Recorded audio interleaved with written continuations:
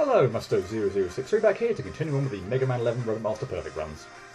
I've got what I thought were going to be the 3 easy stages out of the way, which means that I'm moving on to, again perception-wise, the middle of the road stages.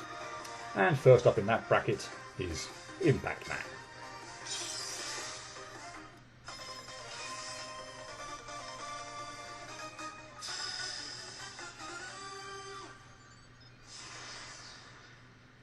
So as I said last time, I'll repeat this intro at the start of every stage, but with my having already done a Let's Play, and with those being in separate videos, I'll put a link to them in the description, a reminder that I may not commentate all the time over these perfect runs, as I've suddenly done with others, but more chime in to let you know about a screw for every trouble, or if there's a particular strategy for getting through an area that's worth sharing. To that end, no troubles on the initial first 3 screens, but you might notice I'm quite quick on the second screen. Yeah, wasn't so quick the first few times attempting a stage, but after a while I got a decent feel for where those platforms were positioned, and felt pretty confident about not having to take the slow path down. Now, I quite specifically said first 3 screens a moment ago, and as this is the 4th screen, you could surmise that I messed up here. Twice actually, with both failures as a result of panicking while dealing with this lower Picket Joe. It's easy to do though, what with the Met and the upper Picket Joe to have to contend with as well. Take out any one of those 3 enemies, and I'd be disappointed to ever get hit here, but the 3 of them together do make this section a teensy bit tricky. Okay, no outtakes to speak of here, but a general comment about how slow it might look I'm going, especially after someone bragging about my shortcut on the second screen earlier. Yeah, I could have done this quicker, but I kind of got into rhythm for dodging these parts of Impact Man and didn't want to disrupt it. I just thought that would be a surefire way to count a cropper.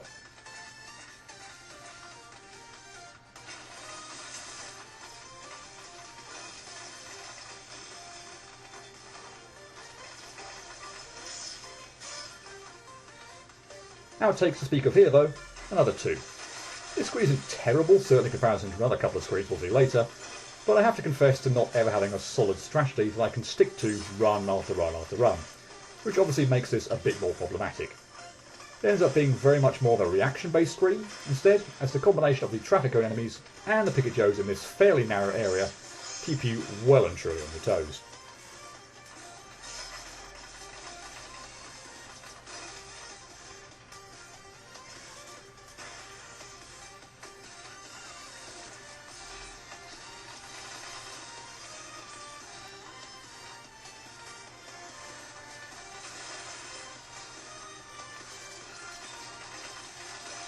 And one what the hell was I doing mess up here.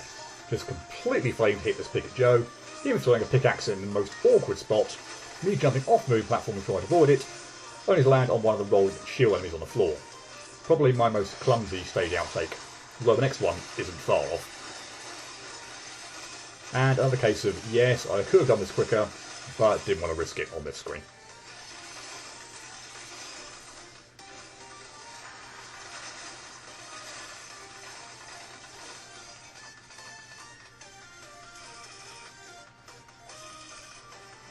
So that brings us to that other pretty clumsy failure, which was on the Pickman Digger mid-boss. I just got way too greedy in trying to deal damage to this thing. I kept jumping like a madman to keep attacking it when it readies to slam the boulder into the wall, and landed right on said boulder. It's not like this is a difficult mid-boss or anything, so no idea why I was so impatient on that one particular occasion.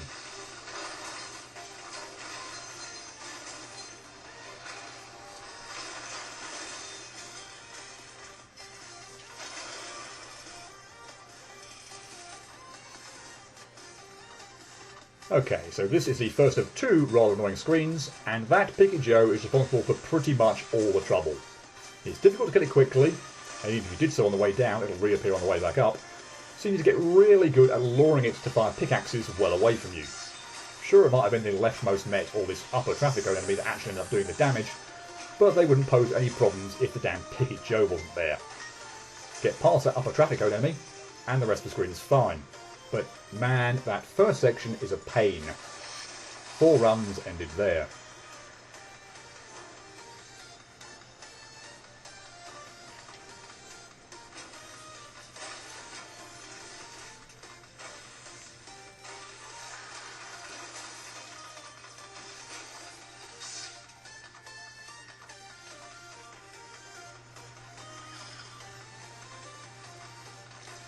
And a further 5 runs ended here, the second of the 2 annoying screens I mentioned. Now, two of those were getting hit to the pulse of Impact Man in the middle-ish section of this platform ride, as there are definitely some occasions where he gets way too close for comfort. Namely, here, here, and here.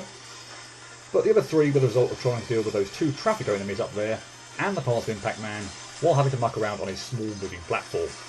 I had not appreciated this resting spot at the very top right of the screen initially, but thank goodness I eventually did.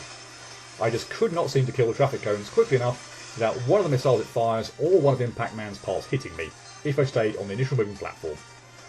So close to the Robot Master, and being the last awkward spot left on the level, messing up here was pretty infuriating.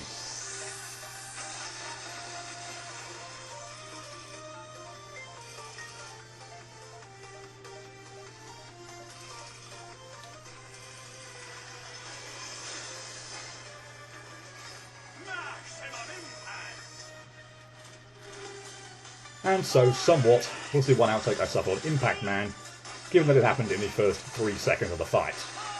Now that might sound bad, but like some other Robot Masters, and I'll refer closely to one in particular in the difficulty analysis, the first move he makes is crucial. If like this time around, he pile drives across the screen, great, no problem dodging that whatsoever, and I can get myself set nicely for the fight.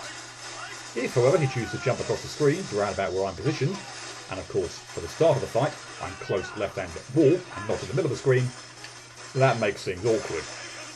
It leaves you with very little time and room to react to one of two things he might then do.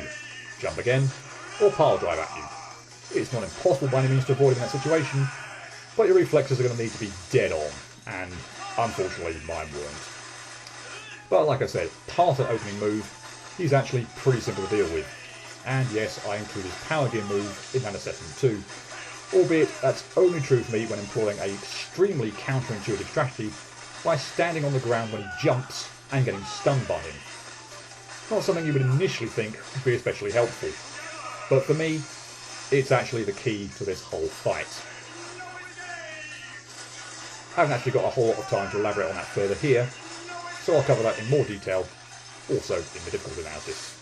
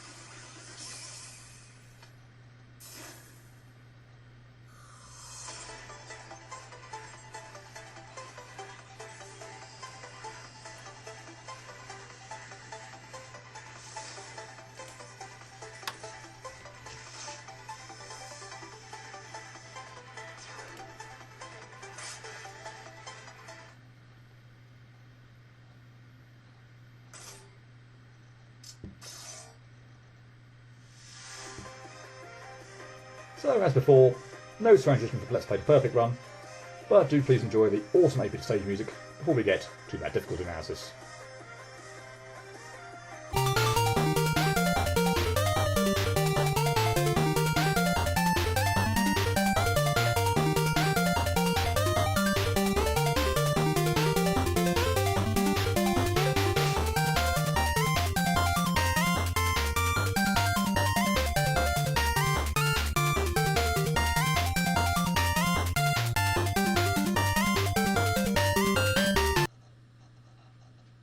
So, while playing this stage, I would have definitely said that it felt like a big step up in difficulty from the previous two. When actually looking at the stats though, yes, a little more difficult, but not as much as I originally thought. It took just over 1 hour, an hour and 5 minutes, for me to achieve a successful perfect run, with a total of 16 outtakes along the way, including one on the Robot Master. Ultimately, I think two particular screens are what contribute to the upping in the difficulty. The first of these is the track platform screen just after the Pickman Digger mid-boss, and more specifically the first half of this screen. That sodding Picket Joe in combination with the Mets and traffic cone enemies on the initial descent and then subsequent ascent is an enormous pain. It took me a few goes to come up with some sort of decent luring strategy for all these enemies, and even then it's easy to panic and or mess things up. Get past the top traffic code enemy and the rest of the screen's fine, but that opening portion is nasty. And the second troublesome screen is the final track platform one, where you have to dodge pieces of Impact Man at regular intervals. The bottom to middle part isn't so bad, although there are still a few moments where those pieces are way too close for comfort, but rather the very top where those two traffic code enemies are stationed. Oh my goodness, trying to deal with those and the missiles they fire at you, while worrying about remaining on a smallish moving platform and the pieces of Impact Man flying at me, was awful. At least until I appreciated the resting point at the very top right of the screen. Without that resting point, the timing just never seemed to work out to allow me to avoid everything. Thankfully, with it, things become much, much easier. I do also think it's worth mentioning the one other section not to be taken lightly, the narrow climbing section with the Picket Joes and traffic enemies. This feels very much like a reaction game, rather than me being able to do the exact same thing run to run, and this caught me out on a few occasions. The rest of the level is pretty fine though. All my other failures, and in particular my being too greedy for my own good on the mid-boss, were just really poor on my part. As for Impact Man, this is actually a very enjoyable fight, with, for me at least, the only difficult bit being the very beginning if he chooses to jump across the room. I'm fine when I can prepare for this by being in the middle of the screen, to ensure his jump only goes halfway across, but at the beginning of the fight I'm at the edge of the screen, not the middle, and he'll of course jump further, leaving less room and time to avoid what he does next. That's how my one outtake on Impact Man happened, and it's no coincidence that you saw during the successful run, his first attack that time around was to pile drive across the screen rather than jump. I would equivalent this to the fight against Concrete Man.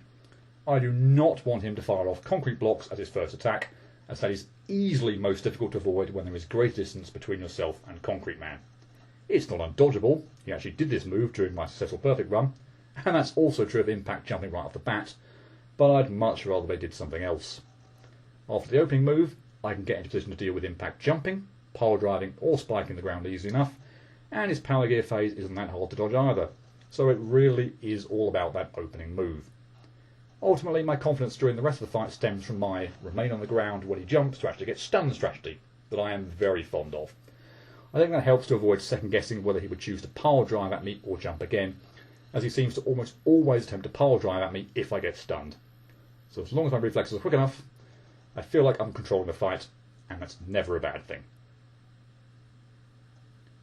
It's those two aforementioned screens that finally got me out of my happy frame of mind. Repeatedly messing up on those areas, particularly given how far into the stage they are, the first just after the mid-boss and the second only a few screens before the Rope Master, was getting rather annoying. Not massively so, but still somewhat annoying nonetheless. As I said, after what felt at the time like a big step up in difficulty, I was possibly expecting to be rating this stage as a 6. However, when comparing this to other stages I've completed in the series, I don't think I can quite go that high, and so Impact Man gets a 5 out of 10 from me. Impact himself isn't too tricky, or at least I don't find him so when employing my counterintuitive stay on the ground and get stun tactic, but man, I'll say it once more, those blasted 2 screens with the track platforms.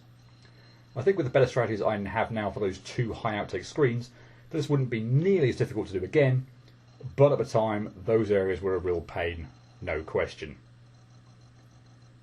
So with that stage out of the way, we have reached the halfway point of the game. Wonderful. However, it's likely that tougher challenges lie ahead, and maybe next time will be the true acid test for how things are progressing. Until then, cheerio.